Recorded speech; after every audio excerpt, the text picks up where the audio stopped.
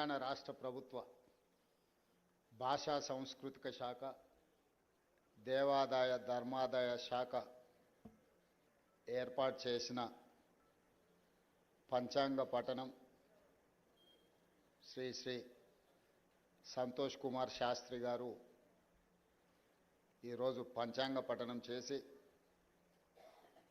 ఈ తెలుగు ఉగాది సంవత్సరం శ్రీ పరాభవనామ సంవత్సర ఉగాది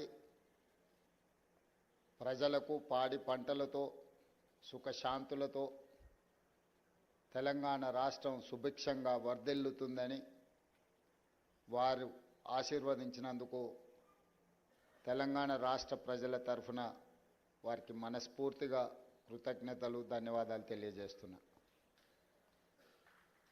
ఈ నూతన సంవత్సరం రైతునామ సంవత్సరం. తెలుగు సంవత్సరం ఉగాది పండగ ప్రధానంగా వ్యవసాయదారులకు, వ్యవసాయాన్ని నమ్ముకున్న రైతులకు, రైతు కూలీలకు ఇది ఒక గొప్ప పండగ. తెలంగాణ రాష్ట్రంలో వ్యవసాయాన్ని లాభసాటిగా చేసి రైతును రాజును చేయాలన్న లక్ష్యంతోనే మా ప్రభుత్వం ప్రధానంగా ముందుకు వెళ్తుంది. మా ప్రభుత్వం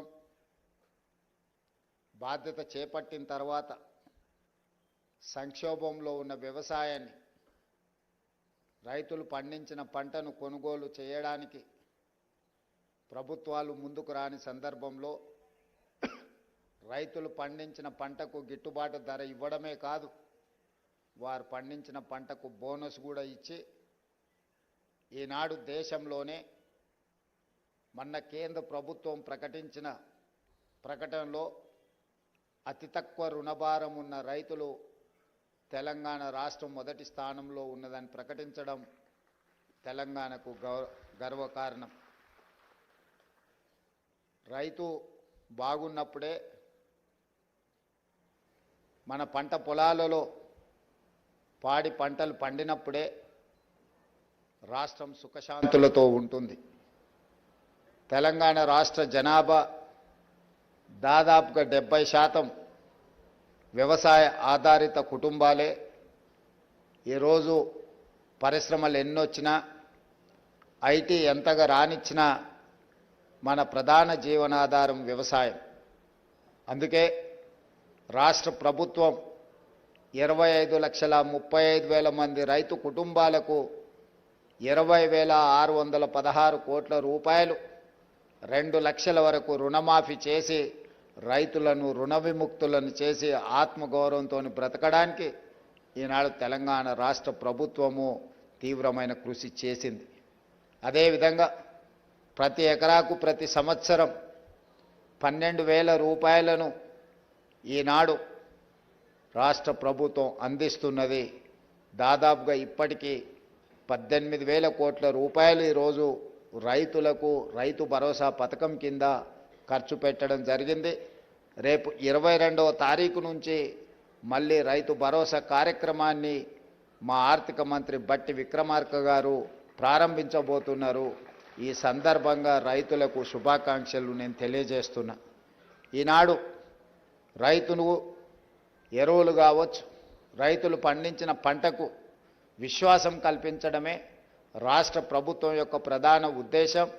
ఈ రాష్ట్రంలో ఉచిత కరెంటు రైతులకు అందించిన, రైతు పండించిన పంటకు గిట్టుబాటు ధర ఇచ్చిన, రైతులకు రుణమాఫీ చేసిన, రైతులకు రైతు భరోసా కార్యక్రమాన్ని అమలు చేసిన, రైతుల కోసం రైతు బీమా పథకాన్ని అమలు చేసిన, ఇవన్నీ కూడా రైతు సంక్షేమం కోసం, ఈనాడు రైతుల అభివృద్ధి కోసం మా రాష్ట్ర ప్రభుత్వం పాటుపడుతున్నది. ఆనాడు ధరణి రూపంలో భూతమై రైతులను బాధ పెడుతున్నప్పుడు భూభారతి చట్టాన్ని తీసుకొచ్చి రైతులకు ఉన్న కష్టాలను తీర్చి ఈనాడు రైతులు సంతోషంగా తమ యాజమాన్యపు హక్కులను పొందగలుగుతున్నారు. సాదా బైనామాలకు సంబంధించి కూడా వ్యవసాయ భూములకు వాళ్ళు కొనుగోలు చేసిన వాటిని కూడా తొందరలోనే పరిష్కారం చూపించబోతున్నది మా రెవెన్యూ శాఖ అని చెప్పి ఈ సందర్భంగా నేను ఈ తెలంగాణ రాష్ట్ర రైతులందరికీ ఉగాది సందర్భంగా తెలియజేయదలుచుకున్నాను. అందుకే రాష్ట్ర ప్రభుత్వం రైతుల కోసం చేస్తున్న ప్రయత్నాల్ని, రైతుల కోసం నిర్మిస్తున్న సాగునీటి ప్రాజెక్టులను, అదేవిధంగా ఈనాడు రైతుల సంక్షేమం కోసం మేము అమలు చేస్తున్న పథకాలన్నీ కూడా దేశంలోనే తెలంగాణ ప్రతిష్ట పెంపొందిస్తుంది. సంతోష్ కుమార్ శాస్త్రి గారు చెప్పినట్టుగా ప్రభుత్వము ఎల్లవేళలా అప్రమత్తంగా ఉంటుంది. ప్రకృతి వైపరీత్యాలను ఎదుర్కొని ఈ సంవత్సరం మంచి వర్షాలతోని ఎక్కడ తుఫాన్లు కానీ సునామీలు కానీ రాకుండా ఉండాలి అని ఆ భగవంతుడిని ప్రార్థిస్తూ మీ అందరి దగ్గర సెలవు తీసుకుంటున్నాను. ధన్యవాదాలు మిత్రులారా.